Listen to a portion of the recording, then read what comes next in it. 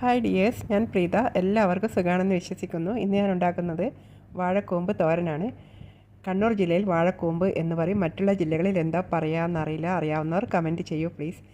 അതിൻ്റെ കൂടെ തന്നെ ഞാൻ ചെറുപയർ പരിപ്പാണ് എടുക്കുന്നത്.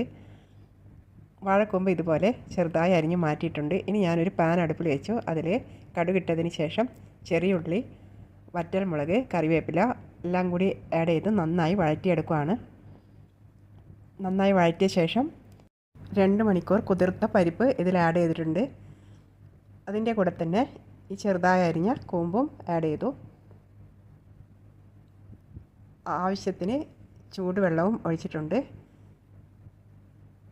കൂടാതെ ഉപ്പ്, മഞ്ഞൾപ്പൊടി എല്ലാം ആവശ്യത്തിന് ഇട്ടതിന് ശേഷം നന്നായി ഇളക്കി യോജിപ്പിക്കുകയാണ്.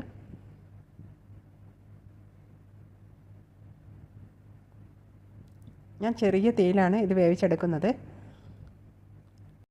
ഈ പരിപ്പ് ചേർക്കുമ്പോൾ ഇതിന് പ്രത്യേക ഒരു ടേസ്റ്റാണ്. ഇത്തിരി വെള്ളമൊക്കെ ഡ്രൈ ആയതിനു ശേഷം ഞാൻ ക്രഷ് ചെയ്ത നാളികേരവും കൂടി ആഡ് ചെയ്തിട്ട് നന്നായി ഇളക്കി യോജിപ്പിക്കുകയാണ്.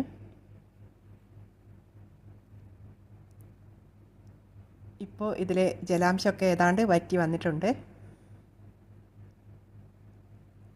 നല്ല ഡ്രൈ ആയി തോരൻ റെഡി ആയിട്ടുണ്ട്. നല്ല ടേസ്റ്റാണ്. ഇതുവരെ ട്രൈ ചെയ്യാത്തവർ ഇതുപോലെ ഒന്ന് ട്രൈ ചെയ്ത് നോക്കുക കേട്ടോ. ഇന്നത്തെ വീഡിയോ ഇത്രമാത്രം. നെക്സ്റ്റ് റെസിപ്പിയുമായി നെക്സ്റ്റ് ടൈമിൽ കാണാം. Okay, by.